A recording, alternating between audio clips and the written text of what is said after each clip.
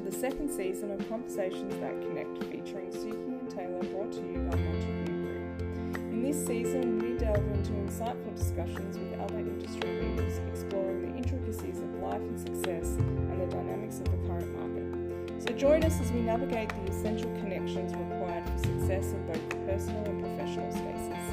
So Suki and Tayla, what have you got for us today?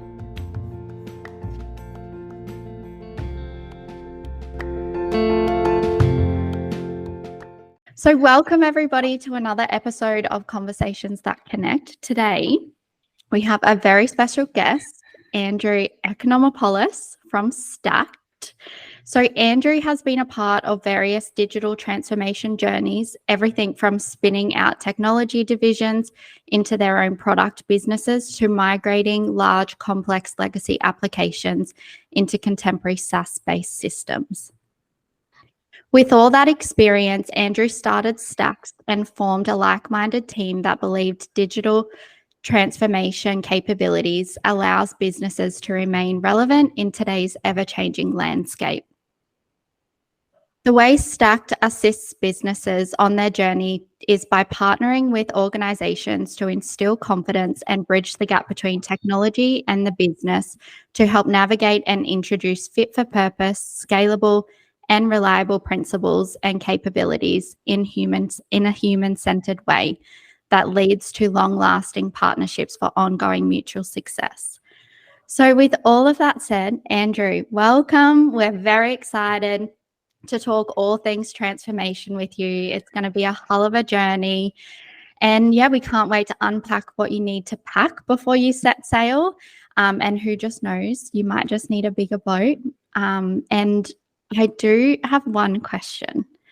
Did I butcher your last name, and how do you pronounce it?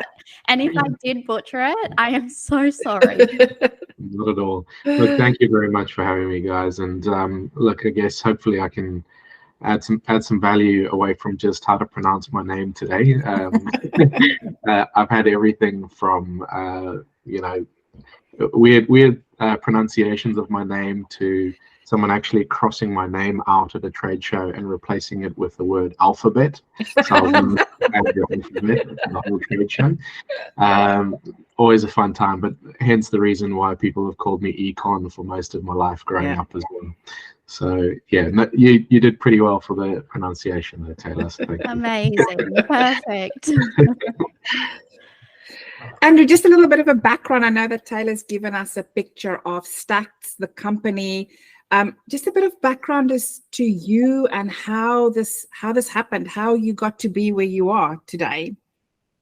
Yeah, thank you, Suki. I mean, look, to be honest, I don't share my story very often, and I'm probably one to be more reserved to share things like this. But for everyone today, and what I'm finding is working with various people that are going through transformation journeys. I guess me needing to discuss some of this is probably humanizing some of it and actually letting them know that it's that they're not alone in some of these journeys as well. So with that, thank you for allowing me to share some of this today. My background a little bit, I am born overseas. I can't really claim all the South African glory of rugby, but we're close by in Zimbabwe. That was where I was born and raised. I've got a Greek background, and I'm proudly Australian first after my migration here 20 odd years ago. But why I say that from my background is because I guess I've seen a fair bit in my life around the world, and in different, both in different cultural mechanisms, different geographies, how businesses operate, but also how people operate, and that's quite it's fundamental in what we do. And I guess something that I didn't really hone in on until I had a lot of responsibility in quite a senior role for a large organization, that I didn't quite start joining these dots together. But one story I keep coming back to is one of my first I guess, technological roles was managing an internet cafe in Rhodes Island. There was a couple of internet cafes actually, Rhodes Island of Greece for a short time, and that story, albeit not the most glamorous sort of career resume thing, it was a really awesome experience item. But the thing that stood out for me in digital transformation there was, whilst we were migrating a large organization into cloud-ready product and SaaS product from very complex and legacy system, mobile phones were really becoming quite prevalent. And that transformation in the way that we operate day to day made that entire industry disappear. So in a short space of time between that role, and I call it short, but within a decade, an entire industry was just non-existent. Right. And I don't kind of like to shine a light on those Kodak moments, but it's kind of just like that grounding for me to know that you do need to continue to evolve. You do need to have those solid foundations in place. And I guess that's what served me well, is when I've been in organizations or worked with organizations that are purpose-led, solid foundations around culture. They embrace innovation and support failure, not in a cliche way, but more in a learning capacity, and seek help when you're not the expert in that field. I think that that view is why we're having this conversation today. Yep. That's a bit of my background, and any other story that I can tell you from an achievement that we've made within a team, or a product that we've taken to market, or transformation that has happened, comes down to those core principles of having those solid foundations. So that's a little bit of my background. And I think the varied background is brilliant, because it brings so much perspective to the to this where we're transforming, because like you said, the foundations and people as part of that foundation, they form a very core part of that. We met very briefly on Friday just to talk about today and where we're heading with this podcast and what we would like the audience to take out of it. And we got to the analogy of using a boat and making sure that when you pack a boat, it could be a sailboat, it could be a tinny, it can be, a speedboat. When you're embarking on this digital transformation journey in your boat, sometimes you jump in the boat and you're just like, well, we've got to go in that direction because that's the new trend. We spoke about AI. Is that the new cloud, where that's going? But sometimes you just have to stop and think and make sure that the foundations are correct. And the boat doesn't necessarily have to rush in a specific direction. It might not even be the direction that you need to go. I think you specifically mentioned, Andrew, you might have all the gear ready to go, but you've got no idea how to use all this gear and what's going on in the marketplace and what everybody's talking about. So today's conversation is very much, we're calling it a hull of a journey, like the hull of a boat, hull of a journey on the transformation side, and taking a pause and just making sure that what you are embarking on, if that's actually necessary. Number one, it's the why. Why are we doing this? And then if the why is yes, it is necessary, it's having those foundation components correct to make sure what are we packing into the boat? What do we need on this boat, on this journey that we're going? And if it's a sailboat, well, we definitely need good sails. And making sure that when we're on this journey, what we are learning and what we are gaining out of this journey, to make sure that we leave a bit of a legacy or a bit of a toolbox for the next journey and the lessons that we've learned.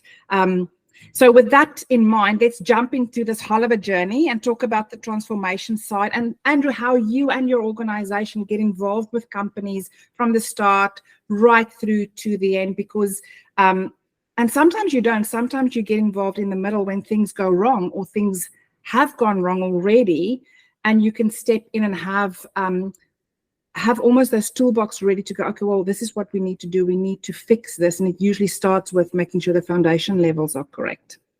Have I explained that correctly with our boat analogy and where we're going? Look, you certainly have, Suki, and I guess I don't know why the boat analogy sort of comes up per se, because other people like to use planes and cars and all sorts. But for me, I think the boat journey is one that's planned. People are in a varied sort of capacity, or they're facing things that are not necessarily known knowns. So you have to be in a position to change those things quickly, or make decisions that are impactful. But also the thing that I guess is interesting around this analogy is the fact that a lot is at stake. So the support, or having someone come out, I guess it's not too dissimilar from a plane. But when you set out, if you set out with a journey or a navigated plan with your boat, things you face along the way might not be what you expected. Planned. And essentially, that's the analogy that I draw with digital transformation, because there are disruptive elements that come in, and they surprise you at the speed that they are adopted. The talk of the town at the moment is artificial intelligence, and I don't think anyone, whilst everyone loves the terminology and everyone jumps on board with the buzz, I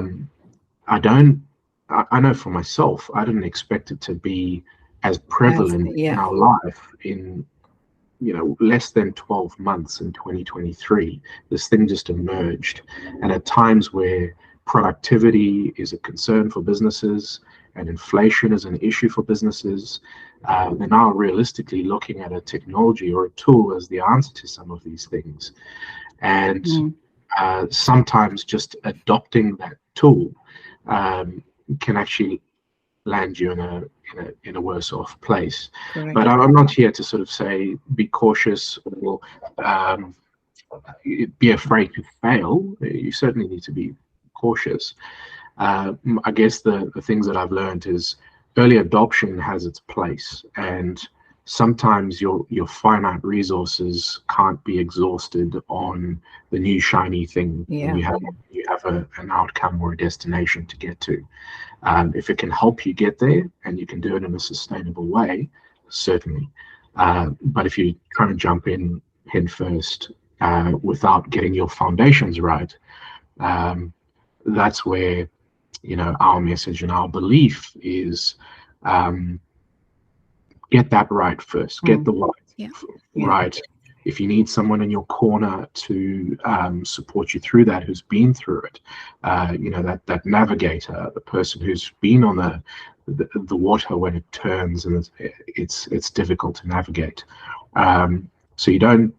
I guess I've seen certain businesses, when they're in that situation, just start to panic, and they do 2 or 3 or 5 things with their finite resources, just trying to get to that destination in a quick way rather than a sustainable way. And correct. And sorry, Tayla, you go. No, I was just going to say, and like it comes back to all setting those foundations up correctly. And if you don't, it is a snowball effect that in time it will just sort of fall apart and disintegrate into nothing. It's a lot of wasted time and resources. And Andrew, you spoke about the culture side, and obviously with Montague Group, we come in from the people side of things, but it's not just recruiting, a person into an organization. It's recruiting a person into a culture, and sometimes you're recruiting somebody into a project that might have gone off the rails, and sometimes you're recruiting the best person you think on paper is the right person to bring this ship back to where it needs to go if things fall apart, or if there's a quick change that needs to happen.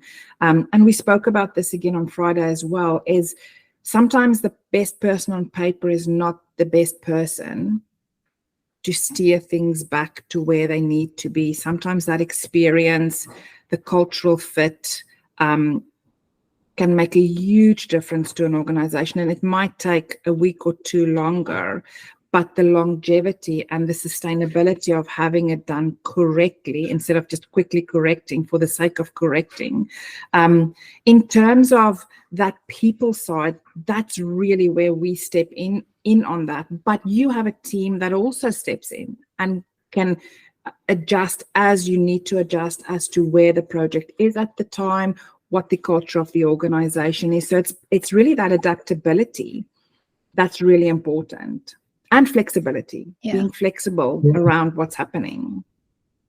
Yeah, looks again, I guess, there's been learnings for us on the journey as well. So I'll speak to a few things there and compartmentalize them. So the cultural aspect, I believe, I've always said this in the teams that I've worked with, you can't teach culture. Like, you might be able to coach it, but you can't reinstill values upon somebody who has their own cultural beliefs. Yeah. Now, we are a very diverse country in Australia. That's great, and we are multicultural. So I don't mean it from that aspect. I mean a group of people coming together for a shared purpose and an outcome. And I've often been in the position where I've chosen a junior person that I know is going to fit in culturally, but I also know that I can teach them all the skills, the hard skills that are necessary to get the job done, or they can work with the new ways of working, because that's their adaptation culture to work in that environment, as opposed to someone who's very senior and is not willing to embrace change and the like. And everyone has their place. It's not here to say juniors versus seniors or any of those sorts of things. It was just the cultural first elements that I'd like to build in my teams. And that extends to some of the clients we work with.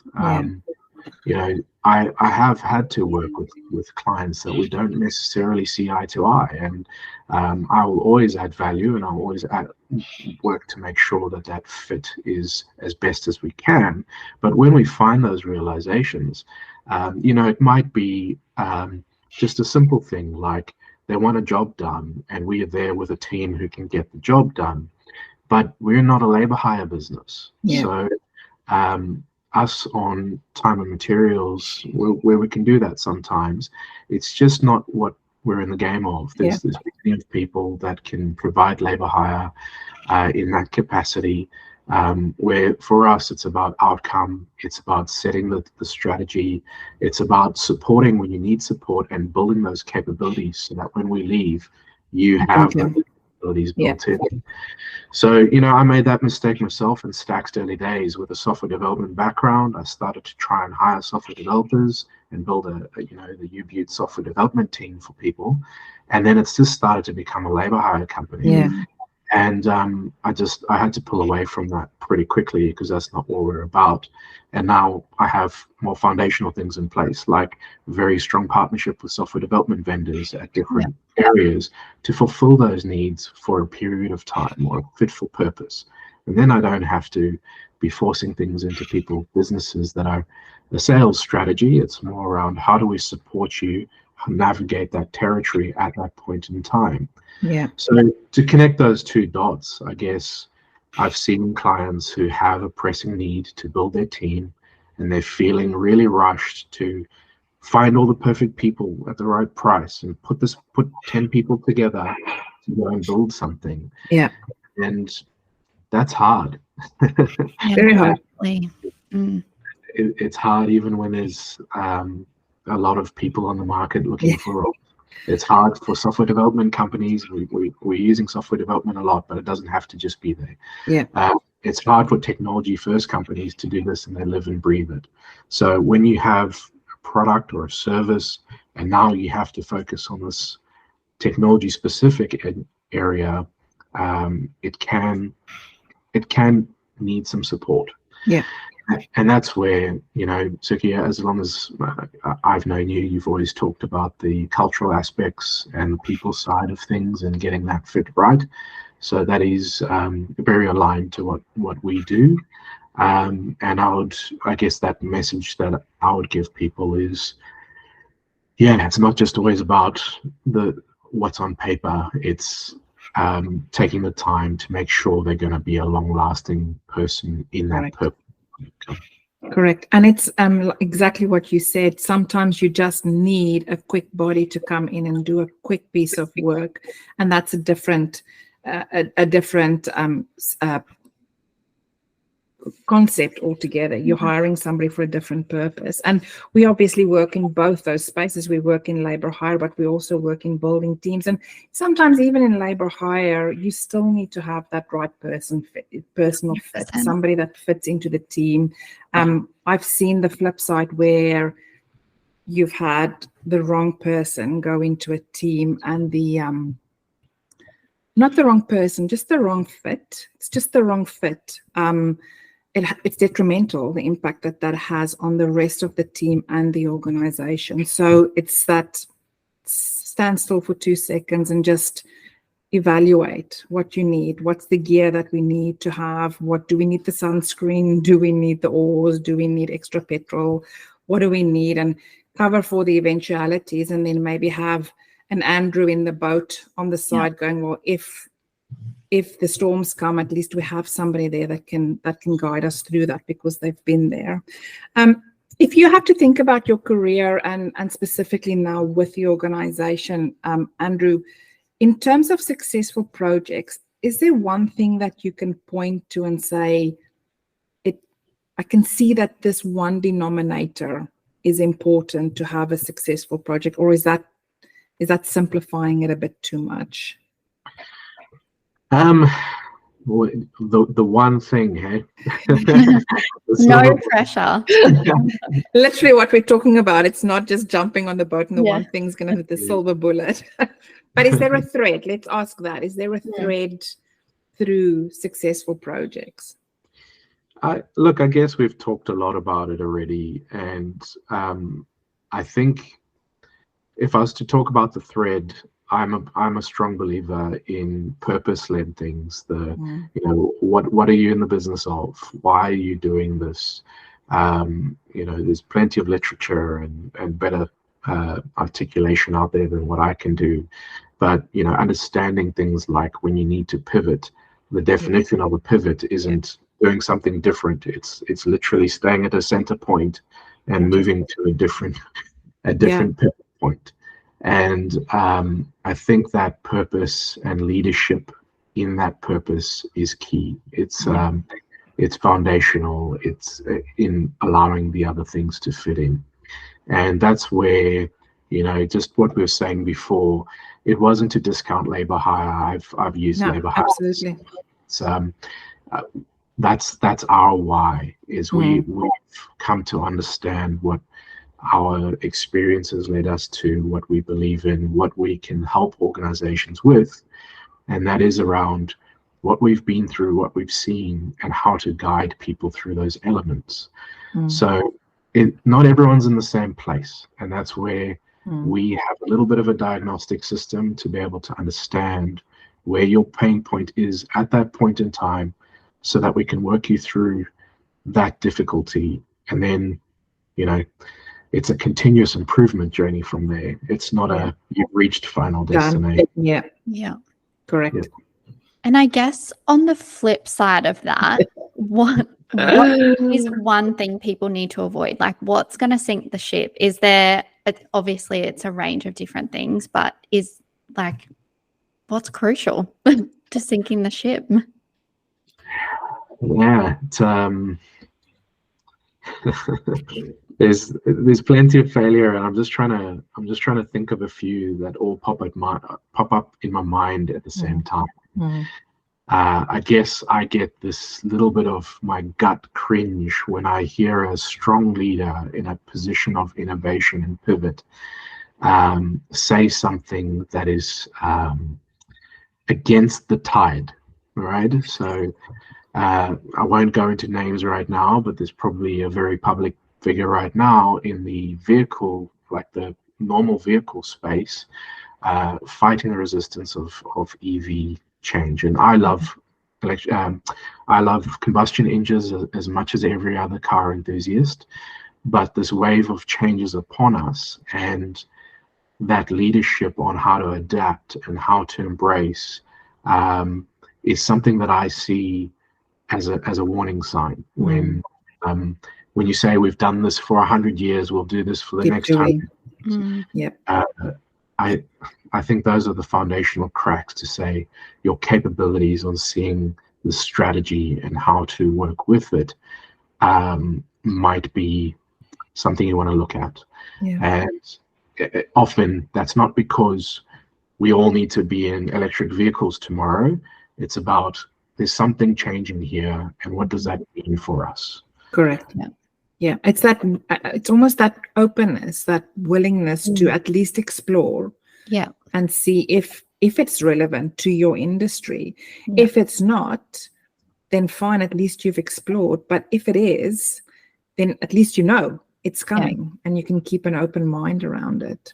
And set those foundations early. And set the foundations early, correct. Yeah. In terms of just key takeaways, many. I was actually reflecting this weekend on the conversation we had on Friday as well, and I think we've been able to really summarize Friday's conversation and what you bring to the table with your team, Andrew. Key takeaways, Tayla? Anything that? There's a few that sort of stuck out to me. So be deliberate with what you're doing or what you have on the boat. Making sure that you've got the right size boat. So the speed, you don't have to go 100 miles an hour. You can go 50 or 10 or 20, whatever you need to. And also the size of the boat too. So just making sure all of that. And yeah, I guess it's sometimes you think that you may need a speedboat, but in fact, you may just need a boat with 2 oars, that sort of thing as well. So just making sure all of that. And yeah, I guess out of our conversation today, Andrew, what would you like our audience to go away with, and and how can you sort of help? I know that you've kind of summarized that for us on where Staxd can sort of come in and help businesses. But yeah, is there anything specific that you would like our audience to come away with? Certainly, I think I guess a couple of things. I speak a lot around some of those quotes like preparedness meets opportunity, and I say that because there is plenty of opportunity, and opportunity continues to put itself in front of us. And I guess when you have a digital transformation or a digital mindset, and you're looking for these opportunities, that's your lens. You need to look at the opportunity side of things as opposed to the threats and the risks and all those sorts of things first. It's not that you don't look at them, it's you have your lens on the opportunity first. And that's why I say, for those that get excited with myself to want to jump straight into the opportunity, we do look at what the foundations are first to say, how prepared are you to do this? Because often you're needing to innovate out of your cash cow, not sort of disrupting yourself in a way that you need to both invest in this new thing that you can't afford and keep the existing ship running. That's a very difficult place to be in. And if you're in that place, those are more remediation type areas. And, we would need to fundamentally look at preparedness again, getting the foundations right, and also looking at those opportunistic areas in a more sustainable way. That's not too much of a drastic shift. Yeah. So that's the preparedness element.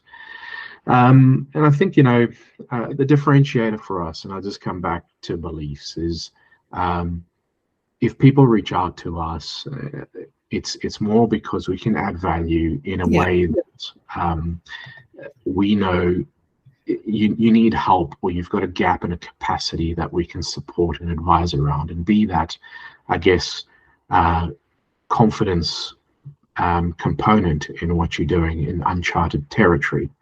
Having said that, it's like everything in your life. If you're trying to up-level or upskill in a certain level, seeking out a PT or seeking out a mentor or a coach in an area, I have to do that myself in certain elements to get through those elements. And anyone who's trying to lead in that capacity knows that you kind of need someone to rely on if that's new to your business. And that would be it is what we do. So I might have a little bit of a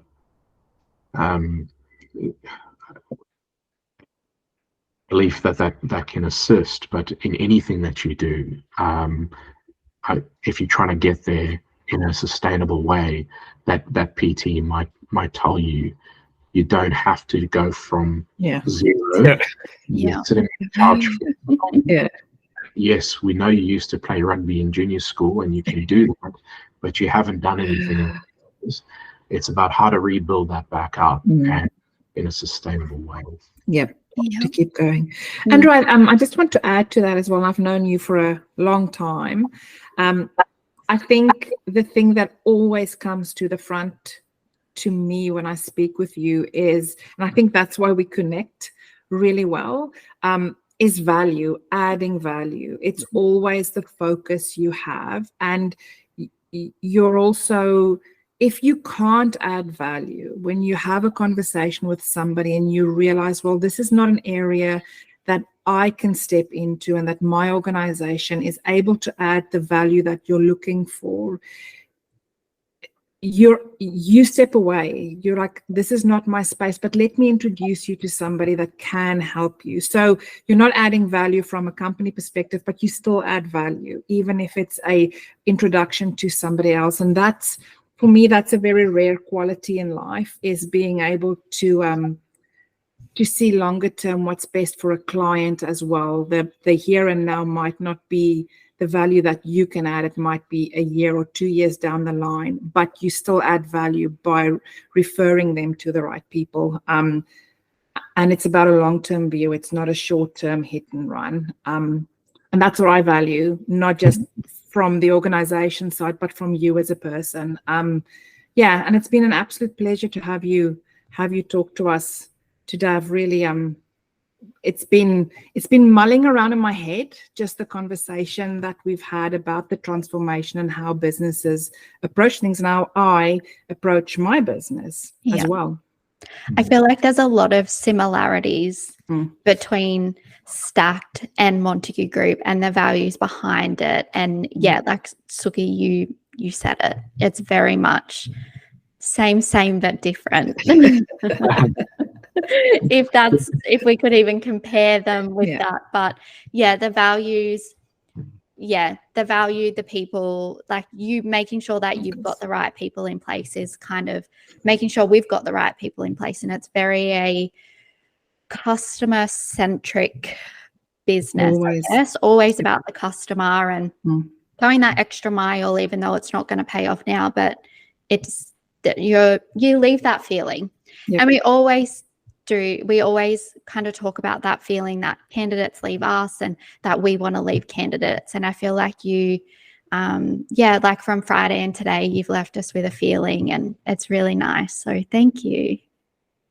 Thank you guys. And look, I do believe in what you're saying around having shared values around this, because it comes up in our conversations. And I guess I thank you for the kind words, Suki, because I guess my reputation or my team's reputation is important to us, and that is what we want to. What do they say? Your brand is what you leave when you walk out the door, right? Correct. And for us, if that is coming across, it just means the people who have guided me and mentored me to know relationship first is what we're about. We're not here to win a sale or do whatever. We're here to make sure people are left in a slightly better place, or a much better place than when we first were there. Otherwise, there's likely someone better fitted for you as an individual or as an organization. Correct. I love that. Love that. Exactly. Beautiful note to end on. In terms of contact details, Andrew, what we will do is we will leave your calendar link So anybody can book in a calendar conversation with you. We'll leave the website and your email address, any contact details on the show notes as part of the podcast. Thank you so much again for our next podcast. This is going to be an interesting one. We're all coming towards the end of the year, dragging ourselves into November and December. We're going to be talking to Melinda Allen. She's the Queensland Business Development Manager for a national organization. And she's sitting in a really unique position where she's a high-performing business development manager that has a very strong focus on mental well-being and mental wellness. And I think it's a good way for us to end the year on just checking in with your mental state and where you're at and what you can do as a worker, as an employee, as an employer, to make sure that you're gearing yourself up for the end of 2023, but then pushing into 2024. Wonderful. Andrew, thank you again. Really appreciate it. Hope you have a great rest of your day. Thank you. Cheers, eh?